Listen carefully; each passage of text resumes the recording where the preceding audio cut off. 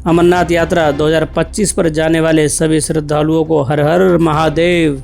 इस वीडियो में पूरी अमरनाथ यात्रा कवर करेंगे, जैसे यात्रा परमिट कैसे बनेगा, तत्काल रजिस्ट्रेशन कहां और कैसे कराएं, RFID कार्ड कहां मिलता है, जम्मू से पहलगाम सेना के कॉन्वॉय के साथ कैसे जाएं, सामान कहां रखें, कहां रुकें, खाने की क्या व्यवस्था है, कितना खर्चा होगा, पालकी घोड़ा खच्चर के कितने रुपए लगते हैं, अमरनाथ गुफा का क्या इतिहास और रहस्य है, पवित्र अमरनाथ गुफा के बारे में आपसे कौन सा झूठ बोला गया, ये जानना भी बहुत ज़रूरी है। साथ ही देखेंगे कि बिना जान को जोखिम में डाले ये यात्रा कैसे पूरी करें, क्योंकि ये यात्रा काफ़ी कठिन होती है, जिसमें थोड़ी सी भी लापरवाही आपकी ज़िंदगी पर भारी पड़ सकती है। हम वो बातें बताएंगे जिससे आपकी यात्रा आसान और सुरक्षित हो। यात्रा मार्ग पर अनेकों पड़ाव आएंगे, जैसे पहलगाम, चंदनवाड़ी, पिस्सू टॉप, जोजीबल, नागाकोटी, शेषनाग झील, वावल टॉप, गणेश टॉप, होसपत्री, पंचतरणी और संगम से होते हुए हम पहुंचेंगे पवित्र अमरनाथ गुफा तक। ये वीडियो थोड़ी लंबी है, थोड़ी क्या काफ़ी लंबी है, लेकिन इसमें बहुत ज़्यादा जानकारी दी गई है जो कि हर श्रद्धालु के लिए काम आएगी, जिससे आपकी यात्रा में काफ़ी हद तक जो है सुखद और आसान यात्रा हो। तो चले हर हर महादेव बोलकर वीडियो शुरू करते हैं।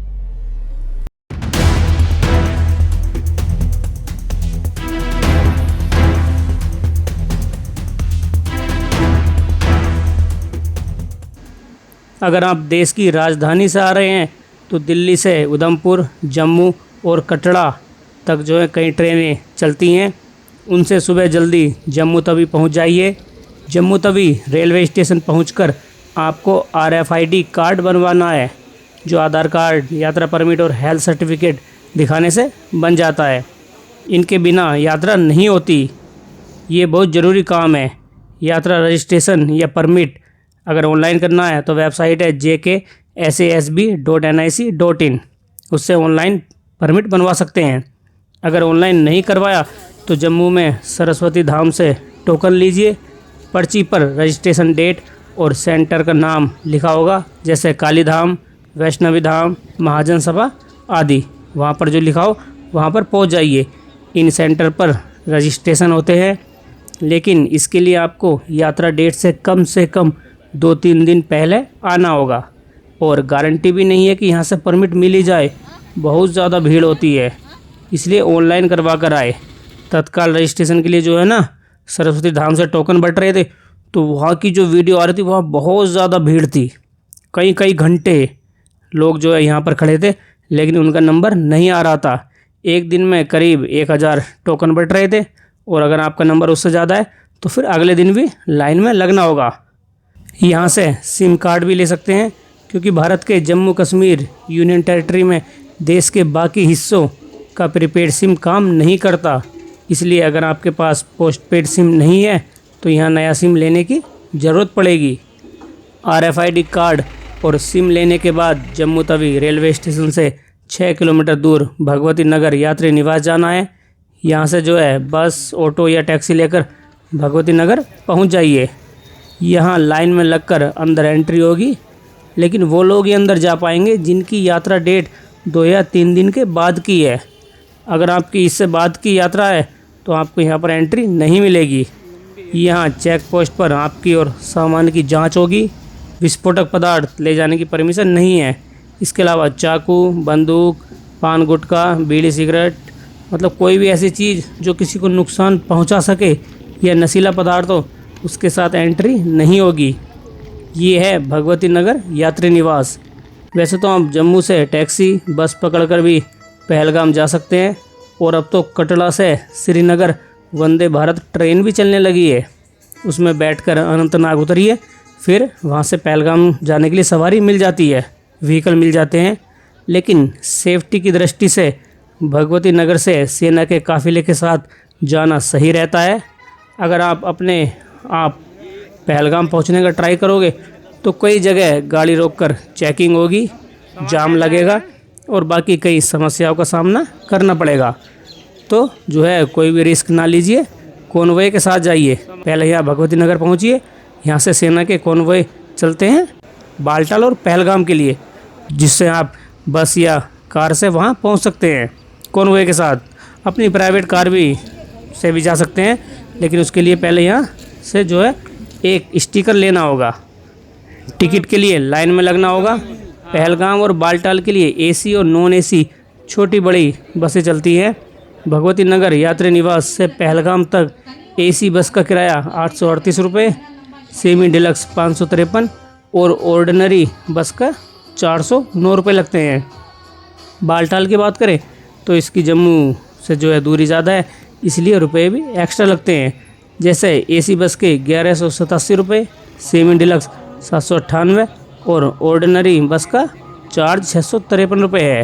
हाँ, एक बात का ध्यान रखिए कि अगर आप सुबह आकर जल्दी ये बस का टिकट नहीं लेते हैं तो आपको जो है हो सकता है कि एसी बस में जाने की इच्छा है और अगर सीट फुल हो गई, बस फुल हो गई, तो फिर आपको किसी और बस में जाना पड़ेगा।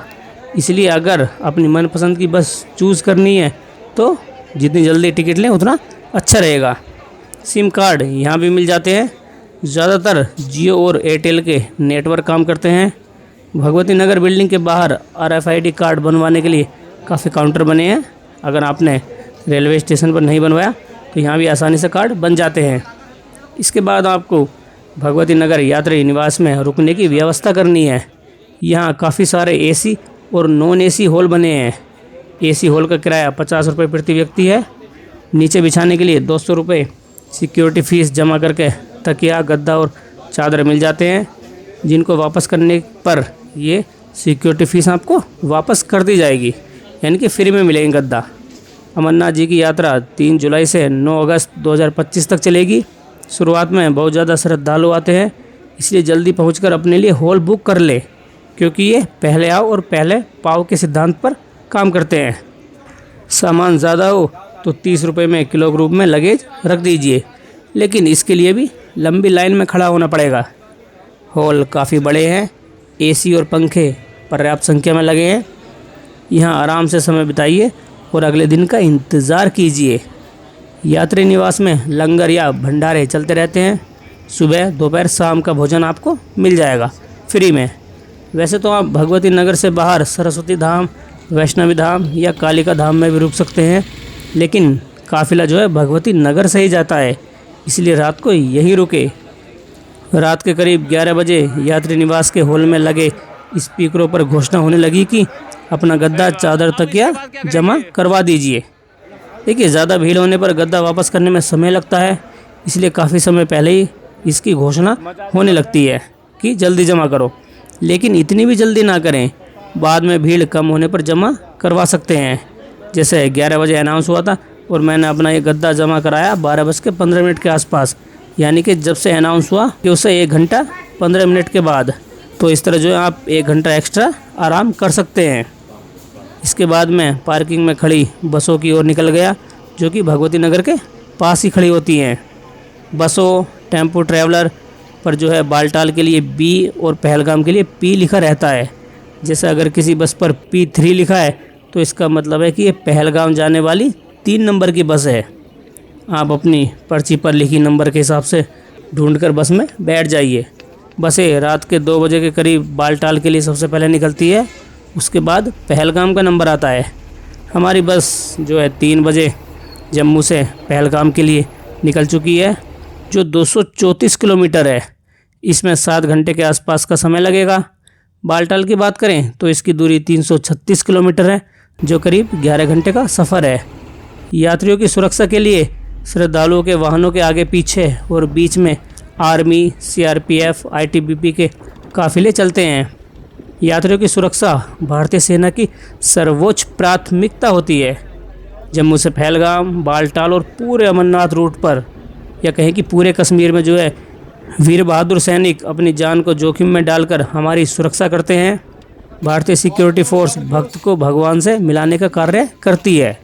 इनके बिना ये यात्रा नहीं हो सकती।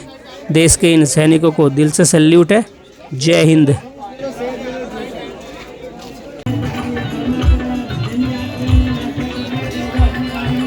चलिए सेवा लाना फटाफट दाल भेजो, दाल काउंटर पर। मखनी तैयार है, दाल मखनी। जयवीर जी हलवाई फटाफट दाल भेज दें। अमरनाथ यात्रा की सबसे अच्छी बातों में से एक बात यह है कि पूरी यात्रा में आपको खाने की कोई समस्या नहीं होगी। जम्मू से पहलगाम रास्ते में 2 जगह बस रुकती है खाने के लिए। लंगर में खाने के काफ़ी कुछ चीज़ें होती हैं। करीब आधा घंटा आपको दिया जाएगा। भोजन के बाद वापस बस में बैठ जाइए। आपको इस यात्रा में वीआईपी की तरह फैसिलिटी दी जाती है, जैसे अच्छा खाना, आपके वाहन के लिए अन्य वाहनों को रोकना और पूरी सुरक्षा देना। ऐसी अनेक सुविधाएं गरीब और अमीर श्रद्धालुओं को समान रूप से दी जाती हैं। कोई भेदभाव नहीं है। आपको ऐसा लगेगा कि जैसे आप कोई वीआईपी मेहमान या वीआईपी नेता हो। जैसे आप और हम जाते हैं ना कहीं और देखते हैं कि नेता का काफ़िला जा रहा है, तो आपको और हमको जो रोक लिया जाता है कि भाई रुको, अभी पहले वो नेता को गुजरने दो। तो ऐसा यहाँ पर आपको लगेगा, लेकिन वीआईपी आप महसूस करोगे कि हमारे लिए दूसरे वाहन रुके हैं।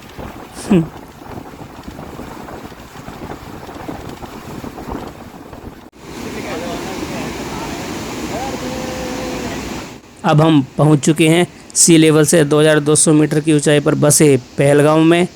लिद्दा नदी के किनारे बसा ये छोटा सा एरिया बहुत खूबसूरत है, जहां पर शिव जी ने पवित्र अमरनाथ गुफा जाते वक्त अपना नंदी बैल छोड़ा था, जिस कारण इस जगह का नाम बैलगाम हुआ, जो धीरे धीरे बदलकर पहलगाम हो गया।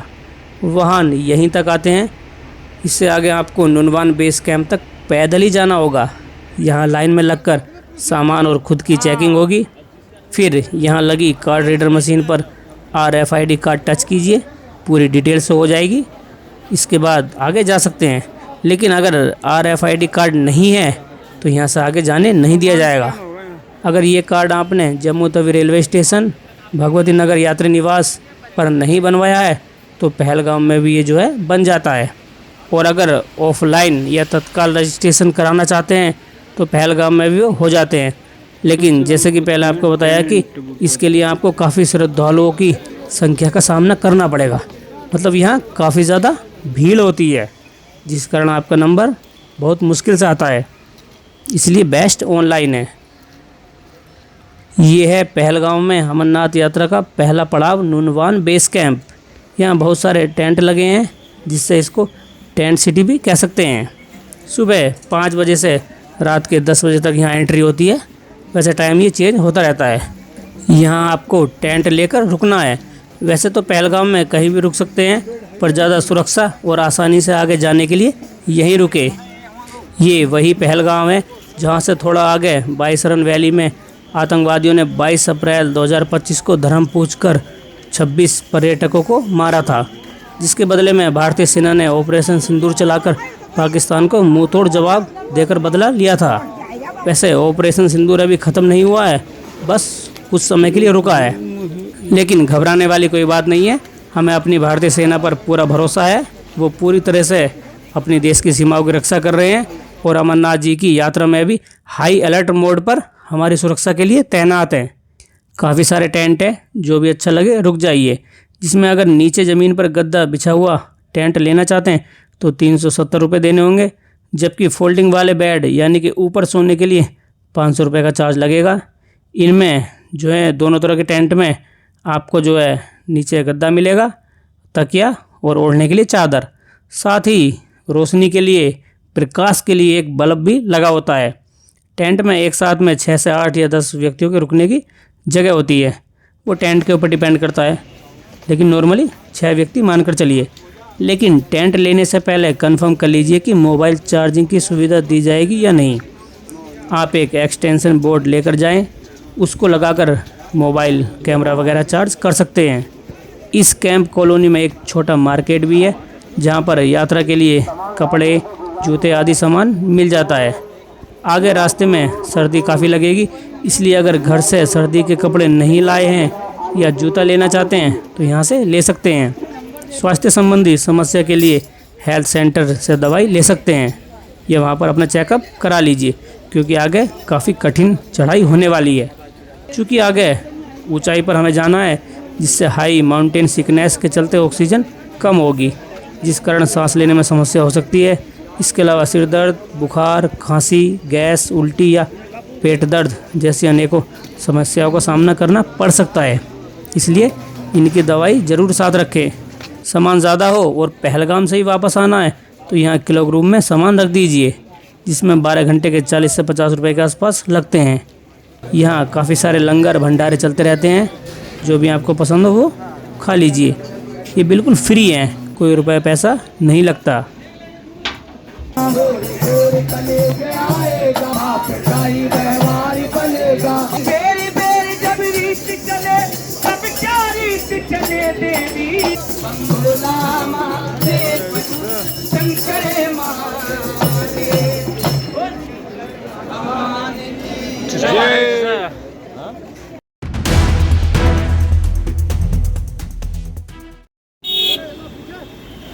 चलो चलो हैं?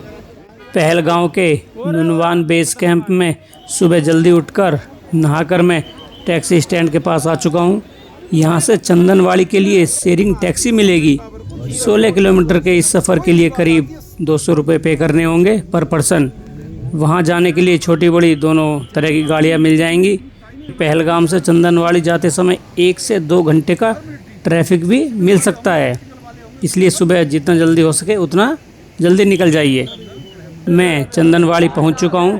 यहीं तक वाहन आते हैं और यहीं से 32 किलोमीटर की पैदल अमरनाथ यात्रा शुरू होती है, 32 किलोमीटर की।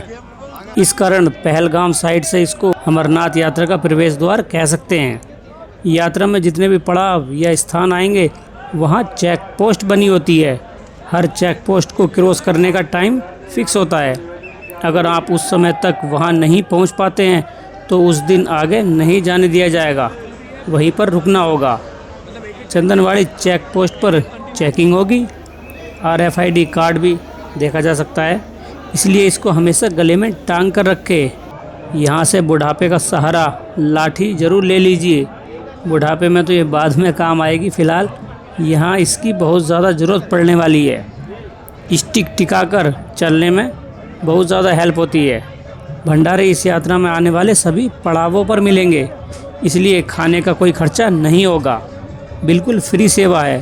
ये बुला कर खाना खिलाते हैं। लंबा सफ़र करना है इसलिए सीमित मात्रा में खाएं।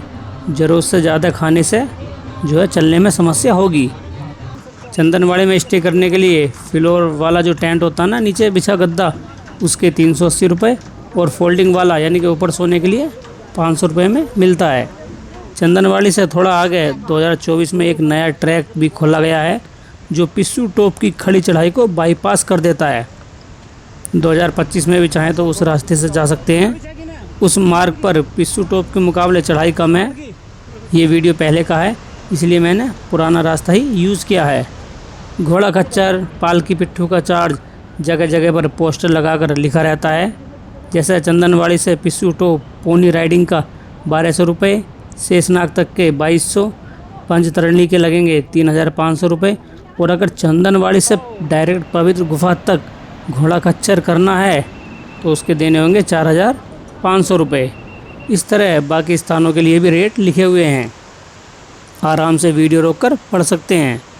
ये सभी चार्ज पिछले वर्ष 2024 की तरह ही हैं। 15 दिन के बाद इनका रेट कम हो जाता है। लेबर्स या पिट्ठू का चार्ज देख लेते हैं। पिट्ठू उन्हें बोलते हैं जो आपका सामान लेकर साथ चलते हैं। इनके रुपए चंदनवाड़ी से पिस्सू टॉप के 850, शेषनाग तक के 2000, पंचतरणी के 3000 और अमरनाथ गुफा के बेस कैंप तक करते हैं तो 3300 रुपये लगेंगे। बीच बीच में अन्य स्थानों से भी पिट्ठू कर सकते हैं। अगर आप घोड़ा खच्चर से नहीं जाना चाहते तो एक और ऑप्शन बचता है डांडी एंड पालकी का, जो 6 व्यक्ति लेकर जाते हैं, 4 या 6। लेकिन इनका रेट काफ़ी ज़्यादा होता है क्योंकि रुपए 6 व्यक्तियों में बढ़ते हैं, 4 या 6 में, और मेहनत भी इनकी काफ़ी है। इसके लिए चंदनवाड़ी से पिस्सू टॉप के 3200 रुपये, शेषनाग तक के 9500, MG टॉप का 10,000, पंचतरणी के 11,500 और चंदनवाड़ी से पवित्र अमरनाथ गुफा के लिए लगेंगे 20,000 रुपये। तो इनका रेट ज़्यादा है। ज़्यादा क्या, मेहनत भी ज़्यादा है और व्यक्ति भी ज़्यादा हैं, इसलिए ये रेट ऊपर हैं। इन सब का रेट भी पिछले वर्ष के बराबर ही है, जो 15 दिन बाद कम हो जाते हैं यात्रा शुरू होने से। घोड़ा खच्चर बुक करने से पहले उनका आईडी कार्ड ज़रूर देखें। अगर आप चलने में सक्षम नहीं हैं तभी इनसे जाएं, और फिट हैं तो भैया पैदल ही यात्रा करें, क्योंकि जो सुख पैदल अमरनाथ गुफा तक पहुंचने में मिलेगा, जो अनुभव आप महसूस करोगे, वो घोड़ों पर जाने से नहीं मिलेगा। एक बात का ज़रूर ध्यान रखें कि अपने साथ ज़्यादा सामान लेकर ना आए, वरना चलने में बहुत कष्ट होगा। लगेज को जम्मू के भगवती नगर या पहलगाम के क्लॉक रूम में रख दीजिए, और अगर बालटाल मार्ग से वापस उतरना है तो सामान उठाने के लिए पिट्ठू कर सकते हैं। चंदनवाड़ी स्थान के बारे में मान्यता है कि जब भगवान शिवजी पार्वती जी को अमर कथा सुनाने पवित्र अमरनाथ गुफा ले जा रहे थे, तब इस स्थान पर उन्होंने अपने माथे से चंदन उतारकर यहाँ छोड़ा था, जिस कारण नाम हुआ चंदनवाड़ी। कुछ मान्यताओं में जटाओं से चंद्रमा उतारने की बात भी कही जाती है। मैं चंदनवाड़ी से पिस्सू टॉप की ओर आगे बढ़ रहा हूँ, जो कि 3 किलोमीटर है। पिस्सू टॉप पहुँचने के लिए खड़ी चढ़ाई चढ़नी होगी। सबसे पहले आपकी परीक्षा यहीं होगी। बहुत कठिन चढ़ाई है, जिसे चढ़ने में ज़्यादातर यात्रियों की हालत ख़राब हो जाती है, लेकिन महादेव का नाम लेकर चढ़ते जाइए, हिम्मत मत हारना, क्योंकि इसके बाद आगे का रास्ता काफ़ी दूर तक जो है प्लेन देखने को मिलेगा। पिस्सू टॉप तक यात्रा।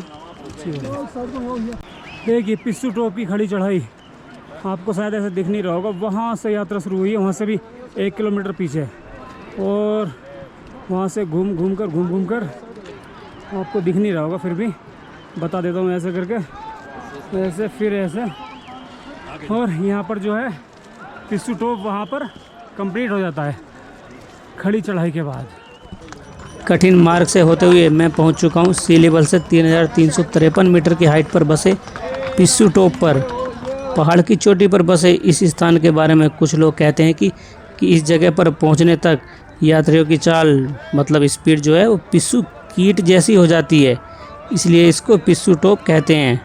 खैर ये तो शायद मजाक में इसकी ऊंचाई के लिए लोगों ने कहा होगा, लेकिन मान्यता यह है कि इस स्थान पर देवताओं और राक्षसों में आपस में विवाद हुआ था कि पहले शिव जी के दर्शन कौन करेगा। कहा सुनी होने के बाद उनमें युद्ध शुरू हो गया। देवता राक्षसों को मारकर यहाँ फेंकते रहे, जिससे राक्षसों की लाश इतनी इकट्ठी हो गई कि एक ऊंचा पहाड़ का ढेर सा बन गया।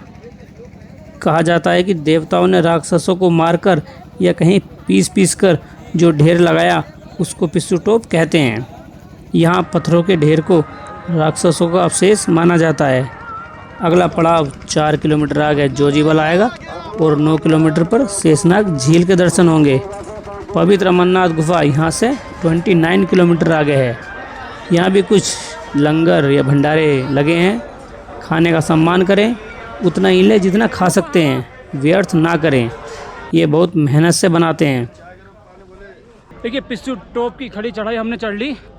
अगली हमारी मंजिल है शेषनाग, जो कि पिस्सू टॉप से करीब 9 किलोमीटर है।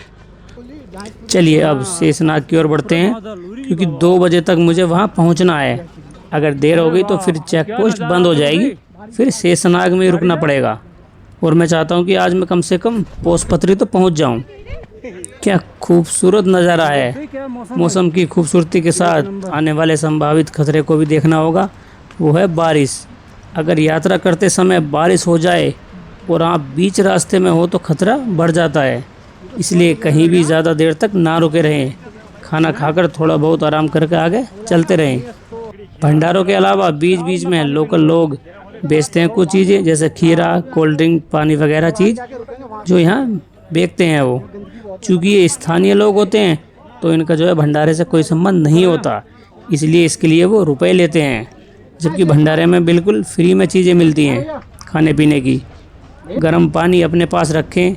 झरनों में ठंडा जल बहता है, जिसे डायरेक्ट पीने से गले में दिक्कत हो सकती है, इसलिए गर्म पानी साथ में रखें। वैसे हॉट वाटर भंडारे में भी मिल जाता है, लेकिन फिर भी चलते समय पास होना चाहिए, क्योंकि अगर बीच में कोई भंडारा नहीं आया और प्यास लगने लगी फिर क्या करोगे। नदी के ऊपर जमी बर्फ़ के नीचे से पानी निकल रहा है। इनको ग्लेशियर कह सकते हैं, जो कि पूरे साल देखने को मिलेंगे, और जैसे ये थोड़ा बहुत पिघलते हैं तो फिर से नई बर्फ़ पड़ने लगती है, जो कि इनको फिर से बना देती है। तो पिघलना और बनना चलता रहता है। ये सी लेवल से 3262 मीटर की हाइट पर आने वाला पड़ाव है जोजीबल। अब तक चंदनवाड़ी से यहाँ तक 7 किलोमीटर की यात्रा पूरी हो चुकी है। अमरनाथ गुफा 25 किलोमीटर है यहाँ से।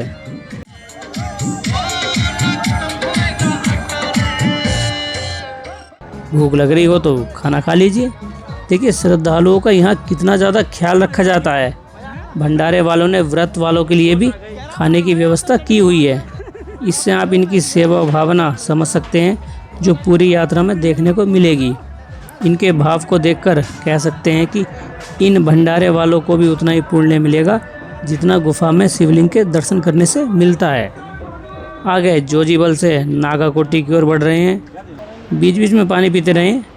यात्रा में बैठने से शरीर ठंडा हो जाता है और फिर उठकर चलने में काफ़ी मेहनत लगती है, इसलिए मार्ग में कम से कम बैठे।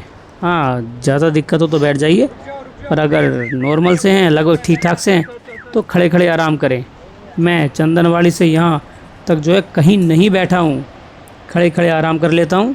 सामान ज़्यादा होने पर काफ़ी दिक्कत होती है, तब चलने में थोड़ा सा वज़न भी बहुत सारा लगता है, इसलिए साथ में हल्का बैग रखें। और अगर ज़्यादा वज़न है तो या तो किलोग्राम में रख दें या पिट्ठू कर लीजिए।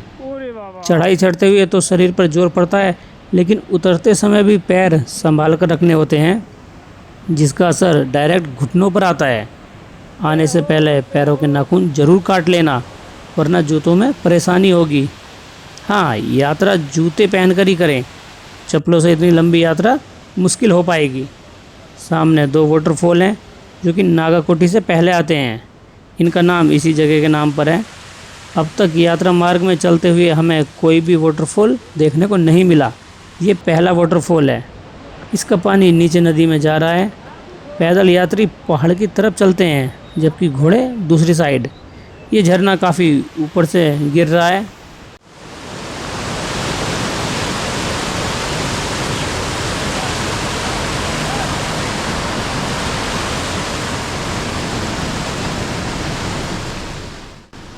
ऐसी चढ़ाई आगे भी आती रहेगी। 13 साल से कम उम्र के बच्चों और 70 साल से ज़्यादा उम्र के सीनियर सिटीजन को जो है परमिट नहीं दिया जाता है। साथ ही 6 सप्ताह से ज़्यादा की प्रेग्नेंट लेडीज़ को भी परमिशन नहीं दी जाती। ट्रैक करते हुए नागाकोटी पहुंच गए। पत्थरों के बीच ये बसी हुई छोटी सी जगह है। अगर पैदल आगे बढ़ने की कंडीशन नहीं है, शरीर साथ नहीं दे रहा, तो यहाँ से घोड़ा खच्चर या पालकी कर सकते हैं। वैसे मैं दोबारा कहूँगा कि पैदल ही आएँ। अभी तक जितने पड़ावों से होकर हम गुजरे हैं, ये नागाकोटी उससे थोड़ा सा अलग दिख रहा है। कुछ पत्थर ऊपर निकले हैं तो कुछ ज़मीन में गड़े हैं। यहाँ से शेषनाग मात्र 3 किलोमीटर की दूरी पर है। मुझे फ़िलहाल भूख नहीं लग रही, इसलिए भंडारे में नहीं रुका।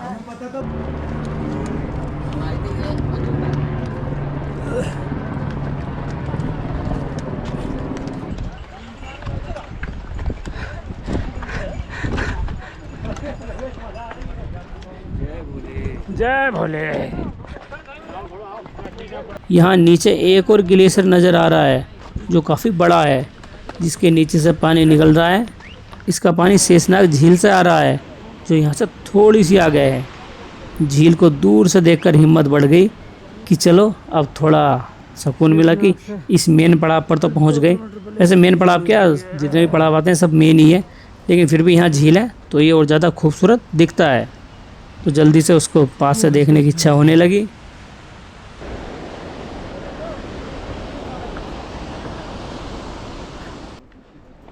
मैं पहुंच चुका हूं शेषनाग झील पर। बेस कैंप यहां से 1 किलोमीटर आगे है। यहां आकर सुकून मिला। मित्रों, रास्ते में आने वाले पड़ावों का बहुत ज़्यादा महत्व होता है। हर स्थान से एक कथा जुड़ी है। शिव शंकर जी जब माता पार्वती जी को अमर कथा सुनाने ले जा रहे थे, तो वो पहलगाम वाले इसी मार्ग से होते हुए गुफा तक गए थे, इसलिए ये पारंपरिक मार्ग है। बालटाल रूट के मुकाबले पहलगाम रूट से ज़्यादा श्रद्धालु दर्शन करने जाते हैं। यहाँ पर शिव शंकर जी ने जो है अमरनाथ गुफा की तरफ जाते हुए अपने गले से नाग को उतारा था। इस तरह आगे भी पड़ाव आएंगे जहाँ पर शिव जी ने अपनी निशानियाँ छोड़ी थी। अब उन्होंने ऐसा क्यों किया, ये भी आगे बताएंगे। माना जाता है कि इस शेषनाग झील में आज भी एक नाग रहते हैं, जो इस झील में 24 घंटे में एक बार दर्शन देते हैं। सर्दियों में ये लेक बर्फ़ से जम जाती है। श्रद्धालुओं को इसके पास जाने की अनुमति नहीं है। सी लेवल से 3590 मीटर की ऊंचाई पर बसी ये झील करीब 1 किलोमीटर लंबी और 0.7 किलोमीटर चौड़ी है। अब यहाँ से शेषनाग बेस कैंप की ओर चलते हैं। बीच बीच में पानी के स्रोत आते रहते हैं, लेकिन इनमें पानी बहुत ठंडा रहता है। गुफा बन रही है इसमें, तो गुफा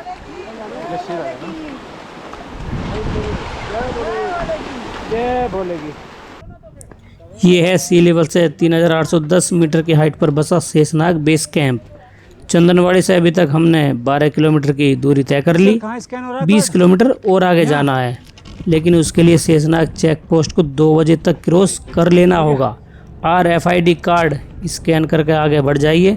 इस कार्ड से आपकी लोकेशन पता चलती रहती है, जिससे कि किसी आपातकालीन परिस्थिति में आपको ढूंढा जा सके। आप कभी ये सोच रहे हो कि श्राइन बोर्ड ने ये गले में सजाने के लिए दिया है, बहुत ज़्यादा महत्वपूर्ण है ये। चलते वक्त हर समय गले में टांग कर रखें। भंडारे में खाने की कई वैरायटी हैं, उनको ट्राई कर सकते हैं। अगर यहाँ रुकने का मन है तो 2025 के अनुसार ग्राउंड टेंट के 600 और बेड वाले के 700 रुपये देने होंगे।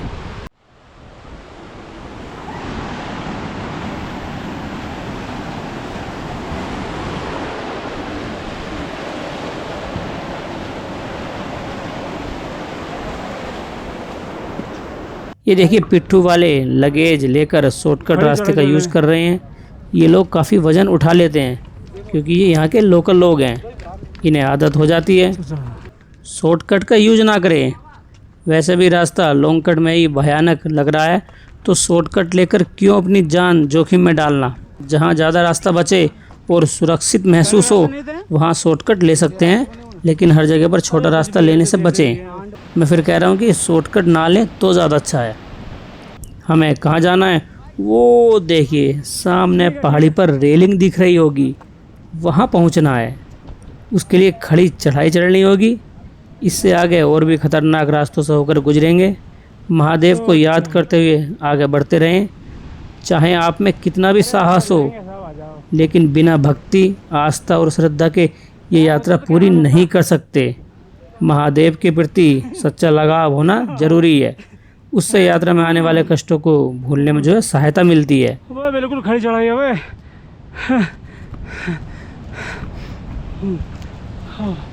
कतई खड़ी चढ़ाई। इसका वाइड एंगल कैमरे का लेंस तो नहीं दिख रहा होगा इतना ज़्यादा चढ़ाई, लेकिन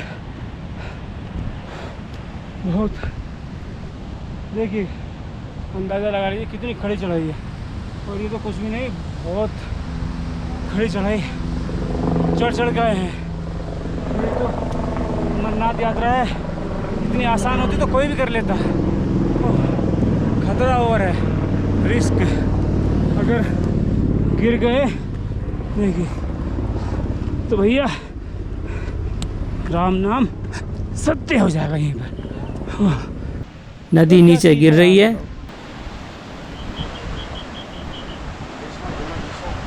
हाँ भैया चल, आगे के पुल को पार करके दूसरी तरफ के पहाड़ पर जाना है।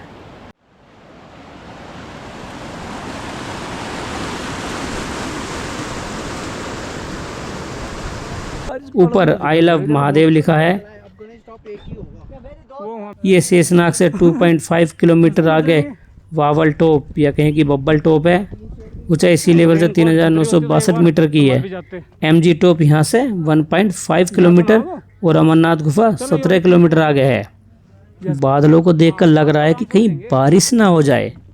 हल्की हल्की बूंद आने भी लगी है।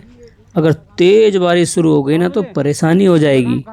आसपास रुकने का भी कोई अच्छा इंतजाम नहीं दिख रहा।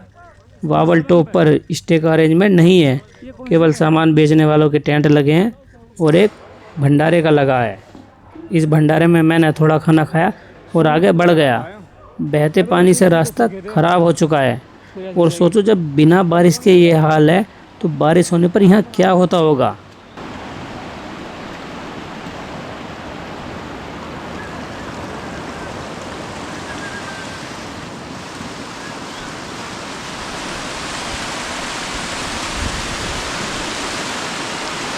मैं अमरनाथ यात्रा के सबसे ऊंचे पॉइंट की ओर जा रहा हूं।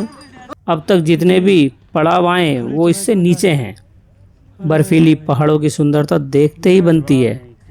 रास्ते पर स्नो है, जिसके पिघलने से रास्ता ऐसा हो गया। फिसलन है, बड़े ध्यान से चलना होगा। ये पड़ाव है एमजी पॉइंट या कहें कि एमजी टॉप, जो कि पूरी अमरनाथ यात्रा में सबसे ज़्यादा ऊंचाई पर है। 4511 मीटर की हाइट पर बसे इस स्थान का पूरा नाम है महागुनस चोटी। महागुनस को महागणेश भी कहते हैं, यानी कि शॉर्ट फॉर्म में इसका नाम लिया जाता है गणेश टॉप, जहां शिव जी ने अमरनाथ गुफा की तरफ जाते समय अपने पुत्र गणेश को कुछ समय के लिए यहाँ छोड़ा था, जिस कारण नाम हुआ गणेश टॉप। रास्ते पर स्थानों की ऊंचाई अलग अलग लिखी रहती है। मैंने श्राइन बोर्ड द्वारा लिखी ऊंचाई को बताया है। चूँकि ये वीडियो पुरानी है, तब मैंने जुलाई एंड में यात्रा की थी, इसलिए उस समय बर्फ़ कम थी। लेकिन अगर आप जुलाई की शुरुआत में यात्रा पर आते हैं तो कई स्थानों पर बर्फ़ काफ़ी ज़्यादा देखने को मिलेगी। लेकिन इस वर्ष 2025 में पूरे अमरनाथ रूट पर कहीं भी बर्फ़ देखने को नहीं मिली। पहलगाम से अमरनाथ गुफा तक कहीं भी बर्फ़ का नामो निशान नहीं था, या कहीं की थोड़ी बहुत कहीं मिल गई तो बात अलग है, वरना पूरा रूट जो है बिना बर्फ़ के था। पता नहीं इस वर्ष ऐसा क्यों हुआ, लेकिन पहले तो बहुत ज़्यादा बर्फ़बारी मिलती थी। ये ग्लेशियर जो है रस्सी से पार करने होते थे, लेकिन अब का पता नहीं क्या हुआ, ग्लोबल वार्मिंग कारण है या पता नहीं क्या है, बर्फ़ है ही नहीं, जो बड़े आश्चर्य वाली बात है। ये सुनकर या देखकर बड़ा हैरान हुआ कि बर्फ़ कहाँ गई इस बार। खैर देखो, 2026 में हमें उम्मीद है कि अच्छी बर्फ़बारी या जो है पूरा ये ग्लेशियर से हमें ऊपर जाना होगा। गणेश टॉप पर रुकने के लिए कैंप की व्यवस्था नहीं है, आप यहाँ नहीं रुक सकते। हेलीकॉप्टर की बात करें तो इस वर्ष हेलीकॉप्टर नहीं चल रहे। अमरनाथ की ऑफिशियल वेबसाइट पर लिखा है कि 16 जून 2025 के सरकारी आदेश के अनुसार बालटाल और पहलगाम दोनों मार्गों को 1 जुलाई से 10 अगस्त 2025 तक नो फ्लाइंग जोन घोषित किया गया है। यानी कि श्री अमरनाथ जी यात्रा के दौरान इस क्षेत्र में तीर्थयात्रियों के लिए हेलीकॉप्टर सेवाएं बंद रहेंगी। एक तो ढलान है और दूसरा फिसलन भी है, तो खतरा बढ़ जाता है, इसलिए संभल कर चलिएगा। गणेश टॉप के बाद कई जगह पर ग्लेशियर आते हैं। बर्फ़ पर चलने में सावधानी रखनी होती है। यहाँ आपको अच्छे जूते लेकर आना है, नॉर्मल या पुराने जूतों से शायद काम ना चल पाए। और हाँ, चश्मे ज़रूर साथ रखें, क्योंकि जब सूरज की किरणें बर्फ़ पर पड़ती हैं और फिर परावर्तित होकर यानी कि वापस लौटकर आँखों में वो चमकेंगी ना, तो देखने में काफ़ी समस्या होगी, इसलिए चश्मे साथ रखें। ठंड काफ़ी बढ़ गई है तो गर्म कपड़े पहने रखें। वैसे जब चलोगे तो ठंड कम ही लगेगी, लेकिन फिर भी थोड़ी बहुत देर रुक गए तो ठंड दोबारा से लगने लगती है। यहाँ मौसम का कुछ नहीं कह सकते कि कब बदल जाए, इसलिए साथ में रेनकोट, छाता, जैकेट या जर्सी, इनरवियर और मोजे बैग में रख लें, ताकि ठंड लगने पर इन्हें पहन सकें। कई बार स्नोफॉल भी हो जाती है, उससे बचने के लिए छाता काम आएगा। मार्ग तो कठिन है, लेकिन सामने पोस्ट पतरी देखकर राहत मिली कि थोड़ा और चलना है, फिर आराम करेंगे। नीचे जो टेंट दिख रहे हैं, ये पोस्ट पतरी में दिल्ली वालों का है। ऐसा भंडारा आपने पूरी अमरनाथ यात्रा में अब तक नहीं देखा होगा। वैसे तो सभी भंडारे अच्छे हैं, सब अपने हिसाब से बढ़िया सेवा करते हैं, इसके लिए उन सबका धन्यवाद। लेकिन ये जो पोस्ट पतरी का भंडारा है ना, ये अलग इसलिए है क्योंकि यहाँ खाने की बहुत ज़्यादा वैरायटी मिलती है। बहुत ज़्यादा खाने के जो है यहाँ प्रकार हैं, मतलब आइटम हैं, जिन्हें देखकर आप हैरान रह जाओगे कि यार इतनी ज़्यादा ऊंचाई और कठिन परिस्थिति में जहाँ चलना भी भारी हो जाए, वहाँ खाने में ऐसी चीज़ें देखने को मिलें तो आश्चर्य करने वाली बात तो होगी। हलवाई की दुकान या शादी में भी इतने मिष्ठान नहीं मिलेंगे जितना यहाँ बनते हैं। कहते हैं कि 127 तरह के खाने पीने की चीज़ें मिलती हैं। ये वीआईपी भंडारा सी लेवल से 4114 मीटर की हाइट पर बसा है।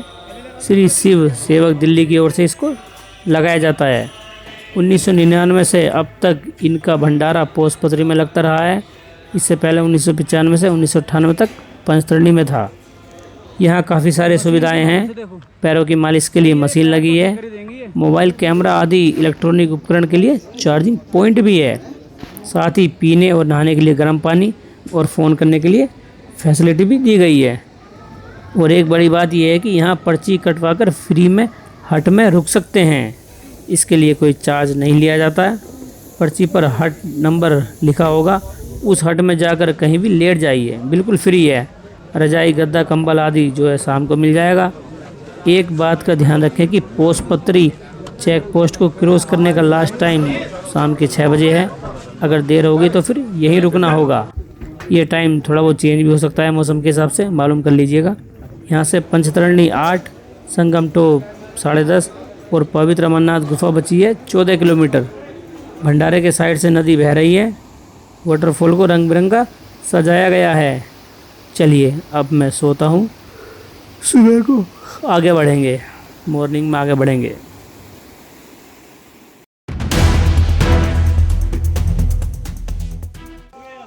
पोस्टपत्री में रात भर कभी तेज़ और कभी धीमी बारिश होती रही, जिस कारण आगे जाने वाला रास्ता भी नहीं खुला था।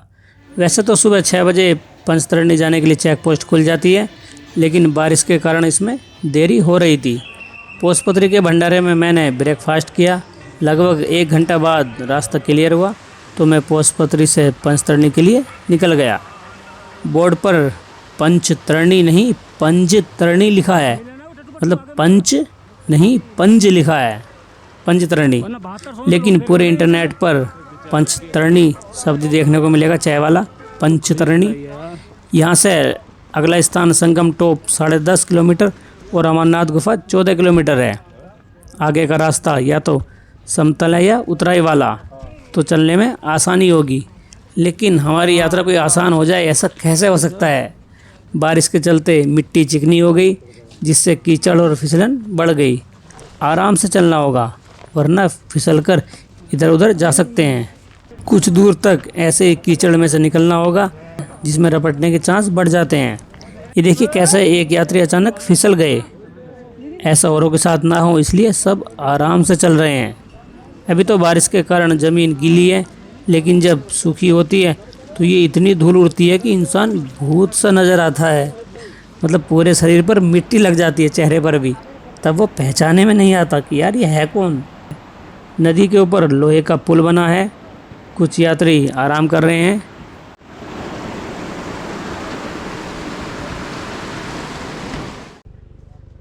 ये आईटीबीपी का मेडिकल कैंप है। कुछ समस्या हो तो फ्री में दवाई ले सकते हैं। ऐसी मेडिकल फैसिलिटी आगे भी मिलती रहेगी देखने को। ये नदी शायद पंचतरणी से आ रही है।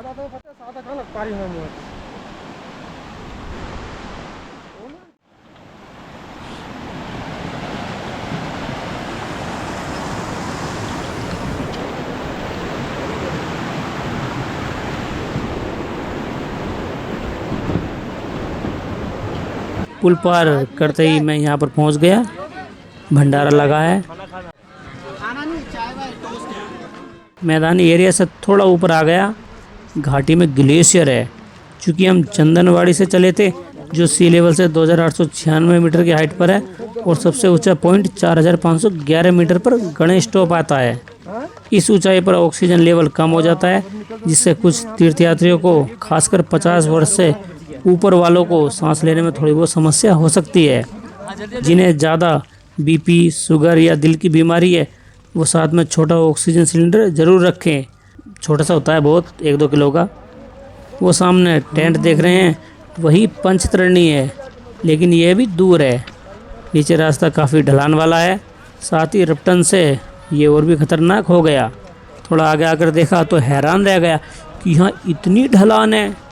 आपको शायद वीडियो में इतनी तीव्र ढलान ना दिख रही हो, लेकिन यहाँ से देखने पर वास्तविकता का पता चल रहा है। चलिए उतरते हैं।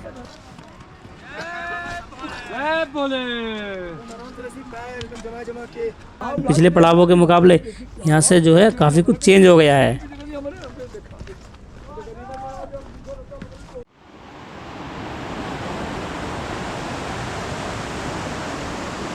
ये पूरी यात्रा में अभी तक का सबसे बड़ा खुला मैदानी एरिया है।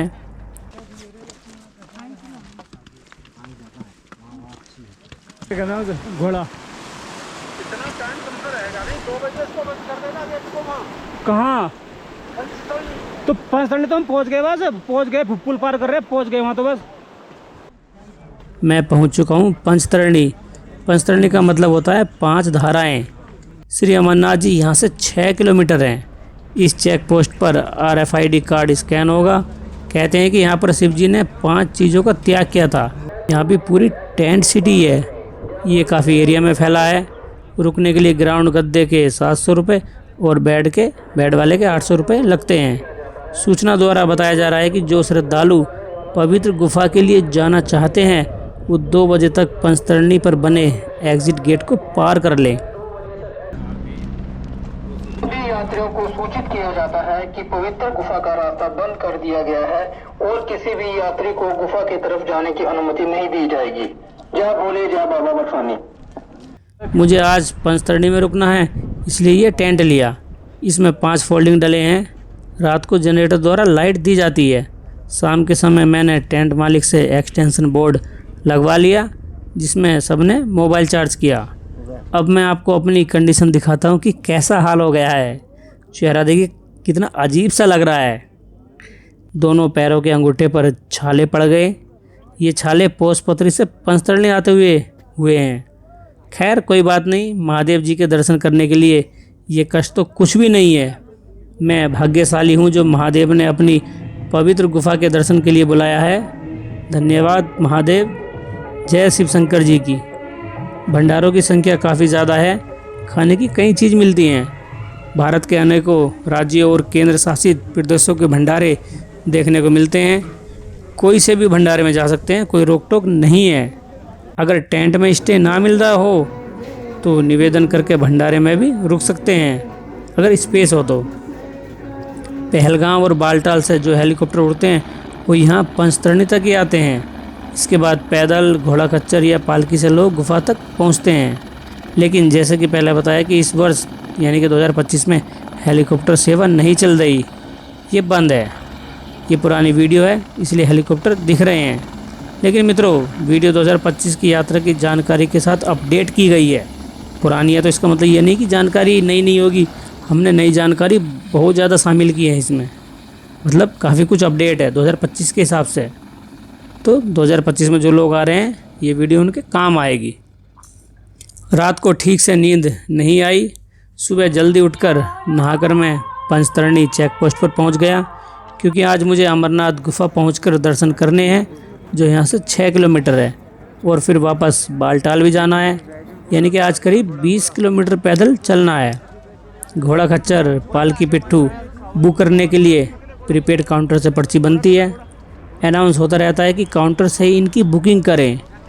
पोनी राइड के यहाँ से गुफा तक के 1150 रुपये लगेंगे, जो 2024 में 1900 रुपये थे। यानी कि इस वर्ष रेट कम हुए हैं, जो कि श्रद्धालुओं के लिए एक अच्छी बात है। ये रेट 15 दिनों के बाद 950 रुपये हो जाएंगे।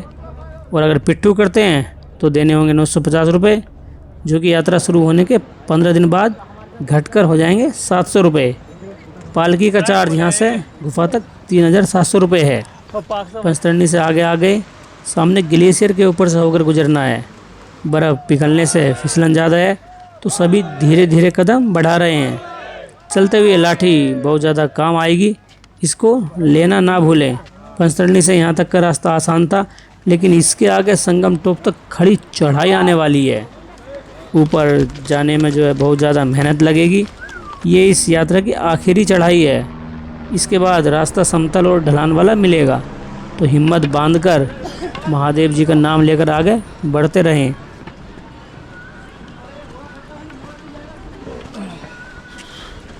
साइड में गहरी खाई है। पैदल श्रद्धालु पहाड़ी की तरफ चल रहे हैं। चूँकि रात बारिश हुई थी इसलिए धूल नहीं उड़ी, वरना यहाँ काफ़ी ज़्यादा धूल उड़ती है, जिससे मुंह पर नेचुरल पाउडर लग जाता है और आपकी पहचान भी नहीं होती।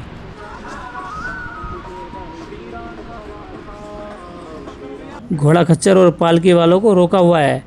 रास्ता फुल भरा है, जाम लग गया, लेकिन पैदल यात्री आगे निकल रहे हैं। घोड़े बिल्कुल रास्ते के किनारे पर खड़े हैं और उस साइड में खतरनाक घाटी है। इनमें से कई यात्रियों को डर भी लग रहा होगा कि कहीं घोड़ा थोड़ा बहुत इधर उधर हो गया तो हमारा क्या होगा। लेकिन घबराने वाली कोई बात नहीं है मित्रों। ये बहुत वफादार पशु होता है, आपको मंजिल पर ही छोड़ेगा, बीच में नहीं छोड़ता।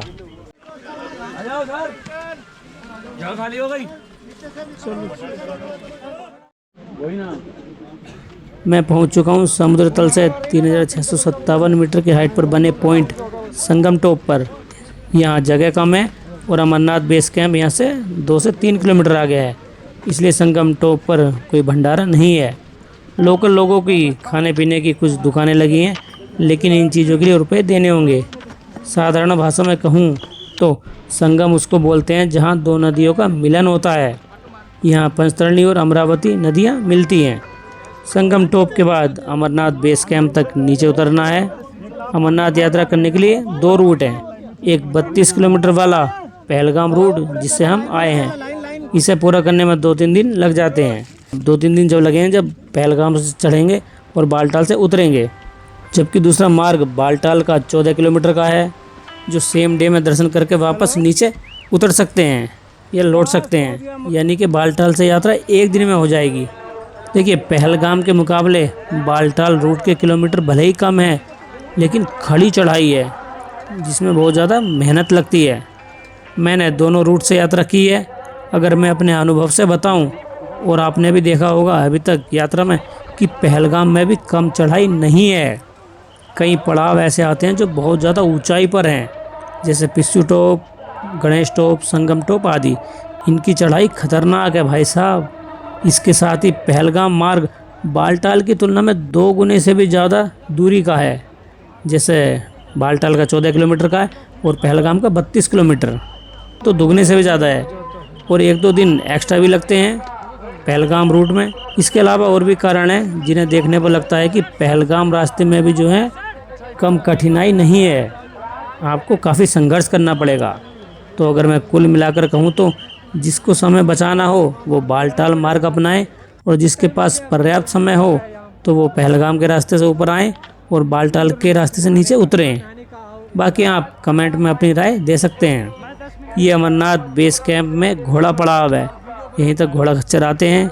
इसके आगे पालकी या पैदल ही जा सकते हैं। बेस कैंप में अमरावती नदी बहती है, जिसमें तीर्थयात्री पवित्र गुफा में दर्शन करने से पहले स्नान करते हैं। लेकिन जल बहुत ज़्यादा ठंडा है, चूँकि गहराई कम है, इसलिए लोग मग या बाल्टी का यूज करते हैं नहाने के लिए। 100 रुपये में गर्म पानी की एक बाल्टी भी मिल जाती है।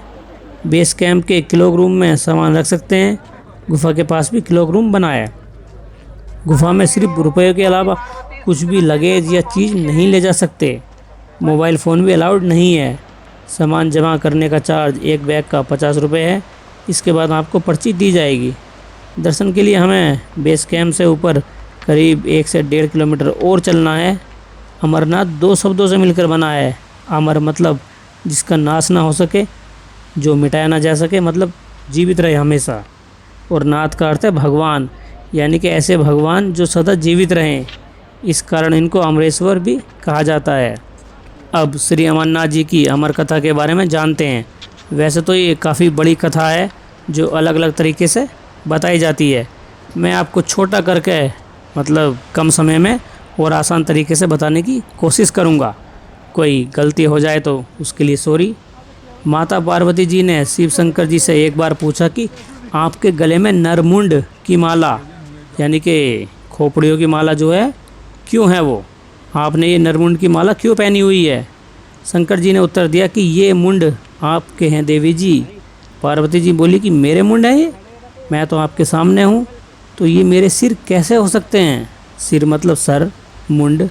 भोलेनाथ जी ने कहा कि जब हर जन्म के बाद आपकी मृत्यु होती है तो मैं आपके शरीर से मुंड यानी कि सिर को लेकर अपने गले की माला में डाल लेता हूँ। जितनी बार तुम जन्म लेकर मृत्यु को प्राप्त होती हो, उतनी ही मुंड इस माला में बढ़ते जाते हैं। पार्वती जी को आश्चर्य हुआ कि ऐसा कैसे है। उन्होंने पूछा कि हे नाथ, मेरा शरीर नाशवान है, जन्म मृत्यु का मेरा चक्र चलता रहता है, लेकिन आप अमर क्यों हो?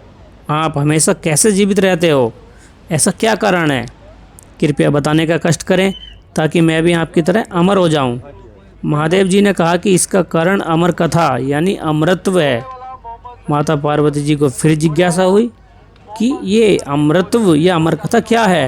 इसका रहस्य बताओ प्रभु।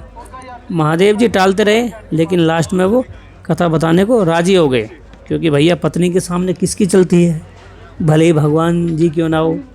सॉरी अगर किसी भावना को ठेस पहुंची है, पर यह है कि वो राजी हो गए कि मैं आपको कथा सुना दूंगा, लेकिन उसके लिए एक शर्त है।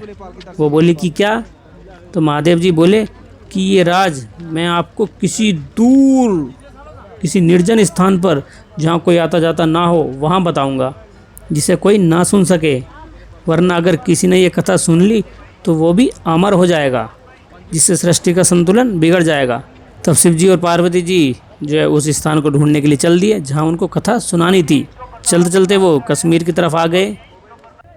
मेरे सामने है पवित्र अमरनाथ गुफा। पवित्र गुफा में विराजमान है अपने महादेव जी। गुफा के दर्शन करते ही यात्रा में जो कष्ट, थकान, दुख दर्द हुए होते हैं वो सब यहाँ आकर दूर हो जाते हैं। याद भी नहीं रहता कि हम यहाँ तक कैसे पहुँचे हैं। ध्यान रहता है सिर्फ भोलेनाथ जी का।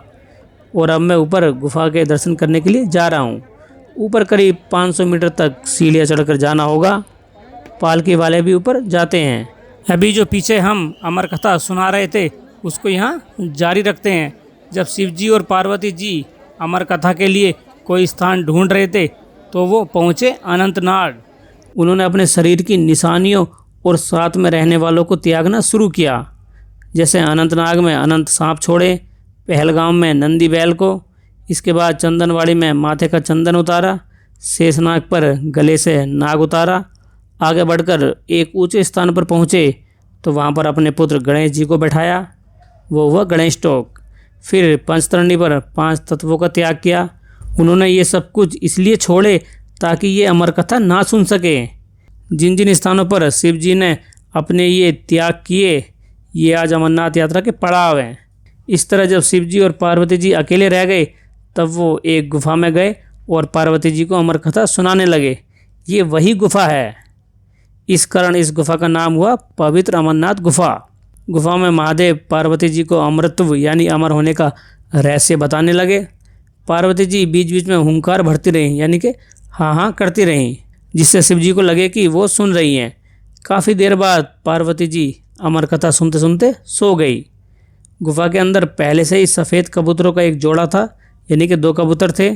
कुछ कथाओं में तोते के होने की बात भी कही जाती है, जो मैंने अमरनाथ की जो है पिछले वर्ष की वीडियो में डिटेल के साथ बताई है तोते की कहानी।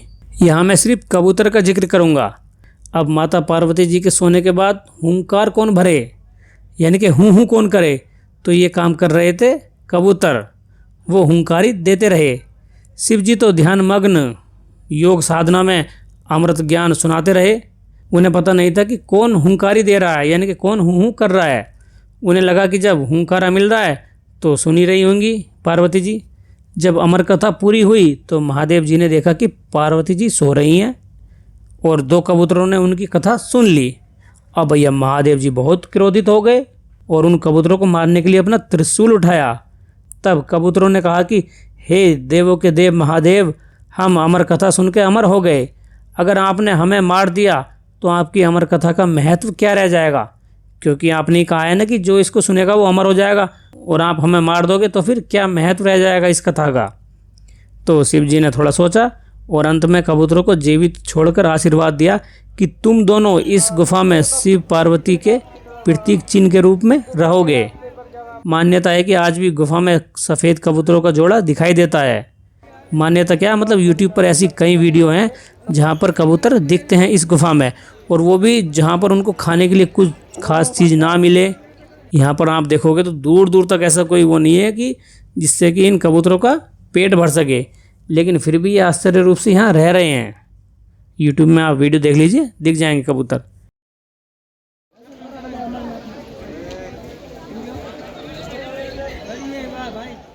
ये हैं पवित्र अमरनाथ गुफा के अंदर बने शिव जी, पार्वती जी और गणेश जी के हिम शिवलिंग। मान्यता है कि इस स्थान को करने से जो है, मतलब यात्रा करने से 23 तीर्थों का पुण्य प्राप्त होता है। और ऐसा भी कहा जाता है कि यहाँ के दर्शन से काशी में दर्शन करने से 10 गुना, प्रयाग से 100 गुना और नेमी सारण्य से 1000 गुना पुण्य मिलता है। हिमालय का कण-कण महादेव का वास है। हिमालय क्या, पूरी दुनिया, ये संसार। सी लेवल से 4114 मीटर की ऊंचाई पर बसी इस गुफा में बर्फ से शिवलिंग बनते हैं। सर्दियों में बर्फबारी होती है जो बाद में धीरे धीरे करके पिघलती है, तो गुफा की छत से पानी बूंद बूंद करके नीचे गुफा में टपकता रहता है, जिससे 10 से 12 फीट ऊंचा शिवलिंग बनता है, जिन्हें अमरेश्वर कहते हैं। चंद्रमा के घटने बढ़ने से इनके आकार में भी बदलाव होता है। कहते हैं कि गुफा के ऊपर कोई छेद नहीं है जिससे बर्फ़ या पानी नीचे आ सके। फिर ये हिम शिवलिंग कैसे बनता है, ये अपने आप में रहस्य की बात है। यहाँ आसपास बर्फ़ से ढकी कई छोटी बड़ी गुफाएं हैं, उनमें भी पानी टपकता रहता है, लेकिन शिवलिंग वहाँ नहीं बनता, सिर्फ यहीं बनता है। तो ये कमाल की बात है ना। गुफा के अंदर की ओर गहराई 19 मीटर, चौड़ाई 16 और ऊंचाई 11 मीटर की है। रक्षाबंधन के दिन अमरनाथ यात्रा बंद कर दी जाती है, जो इस बार 9 अगस्त 2025 को है। मित्रों, एक बात मैं कहना चाहता हूँ कि बहुत सारे लोग ऐसे होते हैं जो गुफा में शिवलिंग के पिघलने यानी कि अंतर्ध्यान होने पर अपनी यात्रा कैंसिल करा देते हैं कि जब शिवलिंग देखने को नहीं मिलेगा तो हम जाकर क्या करेंगे। देखिए, बर्फ़ रूपी शिवलिंग देखने को मिल जाए तो बहुत अच्छी बात है, लेकिन अगर अंतर्ध्यान हो जाए या पिघल जाए तो भी आप अपनी यात्रा कैंसिल ना करें, क्योंकि यहाँ आना ही अपने आप में एक पुण्य का काम है। इस पूरी यात्रा में आपको जो अनुभव होगा, जो महसूस करोगे, वो पूरी ज़िंदगी कभी नहीं भूल पाओगे। इसलिए हिम शिवलिंग हो या ना हो, अगर आपके आने का प्लान है तो कैंसिल ना करें, ज़रूर आइए। चलिए, अब मैं दर्शन करके नीचे बेस कैंप की ओर चलता हूँ और फिर बाल्टल मार्ग से वापस होना है। वैसे तो कहने को काफ़ी कुछ है, लेकिन समय कम है तो ज़्यादा नहीं कह पाऊँगा। लेकिन एक बहुत ज़रूरी बात इस वीडियो में रह गई कि जिस अमरनाथ गुफ़ा के बारे में आप आज तक जो सुनते पढ़ते हुए आए हैं, उसमें से एक बहुत बड़ा हिस्सा बिल्कुल झूठा है। आपको और हमको गलत इतिहास पढ़ाया गया है कि इस गुफ़ा की खोज एक मुस्लिम चरवाहे बूटा मलिक ने की थी। ये बिल्कुल झूठी कहानी है। इसका सच्चाई से कोई लेना देना नहीं है। इस कहानी का, इसके बारे में ज़्यादा बात नहीं होती और ना के बराबर ही लोग बोल पाते हैं। सब बूटा मलिक की रटी रटाई बातों को बोल देते हैं। अगर सच्चा इतिहास जानना है तो हमारे चैनल पर इस बारे में एक कंप्लीट डिटेल और सबूतों के साथ वीडियो बनाई हुई है कि बूटा मलिक की कहानी झूठी क्यों है और हमारा सच्चा इतिहास क्या है, इस गुफ़ा की खोज कब और किसने की और कब से ये यात्रा चली आ रही है। अगर आपको सब कुछ समझना है तो उस वीडियो को जाकर देख सकते हैं।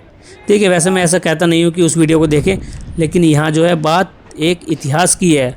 हमारा सच जो हमें जानना चाहिए वो हमसे छिपाया गया, तो हमें जो जिसका हक है वो हमें मिलना चाहिए। मिलना मतलब सब कुछ हमें जानने की ज़रूरत है कि हमारा सही इतिहास क्या है इस गुफ़ा के बारे में। फ़िलहाल इतना ध्यान रखें कि जब भी आप यहाँ आए और वीडियो बनाएं तो बूटा मलिक की जो स्टोरी कही जाती है ना झूठी, वो उसको ना बताएं। उसका इस सच्चाई से कोई लेना देना नहीं है। जो सच है वही शेयर करें। चलिए, मिलते हैं किसी अन्य वीडियो में। तब तक के लिए हर हर महादेव, जय शिव शंकर।